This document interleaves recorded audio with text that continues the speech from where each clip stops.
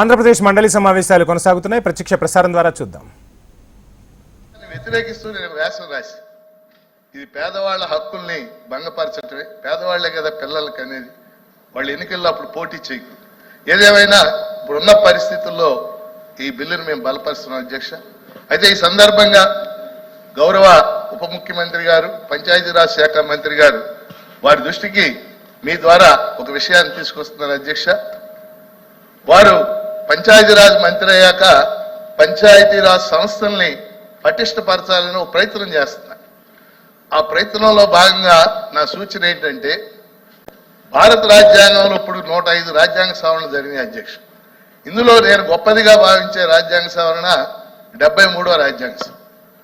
పంచాయతీరాజ్ సంస్థలకి అది రాజ్యాంగ భద్రత కల్పించింది అధ్యక్ష. నేను చెప్పదలుచుకున్న విషయం ఏంటంటే, ఆ రాజ్యాంగ సవరణ ద్వారా రాజ్యాంగంలో 11వ షెడ్యూల్ చేర్చి 29 అంశాల మీద గ్రామ పంచాయతీలకు అధికారాలు ఇచ్చారు.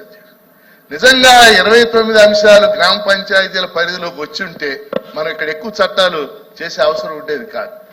అందుకని ఈ రోజుకి 29 అంశాలు రాకపోవచ్చు, కానీ క్రమక్రమంగా కొన్ని అంశాల మీదైనా గ్రామ పంచాయతీలకు అధికారాలు ఇచ్చే విధంగా గౌరవ మంత్రి గారు, ప్రభుత్వం కూడా ప్రయత్నం చేయాలని మీ ద్వారా కోరుతున్నాను.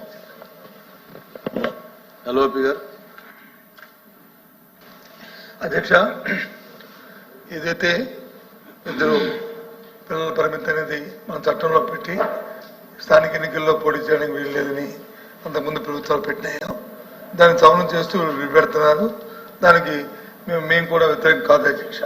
కానీ ఏదైతే ఒక అంశంతో జనాభా ప్రాతిపదికనే అనేది తీసుకోవడం మాత్రం అది కాదు అధ్యక్ష. ఎందుకంటే ఆ రోజు బిల్లు పెట్టినప్పుడు దేశ జనాభా వచ్చి 100 కోట్లు ఉంది అధ్యక్ష. ఇవాళ వచ్చి 142 కోట్లు ఉంది అధ్యక్ష.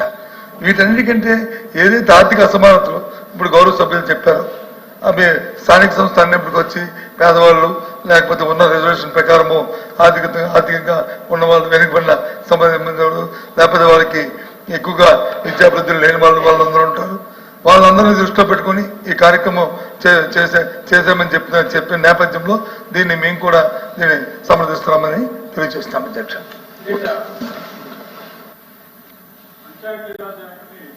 కమెంట్ చేశారు, చాలా సంతోషం. కోఆపరేటివ్ సొసైటీస్ యాక్ట్ లో కూడా 3 పిల్లలు ఉంటే పోటీ చేయడానికి అనర్హులు. కాబట్టి దయచేసి ప్రభుత్వం కోఆపరేటివ్ సొసైటీస్ యాక్ట్ కూడా కమెంట్ చేయాలని చెప్పి నేను కోరుతా ఉన్నా. బిల్లు ఉంది, నెక్స్ట్ బిల్లు ఉందంటే బిల్లు వస్తుంది.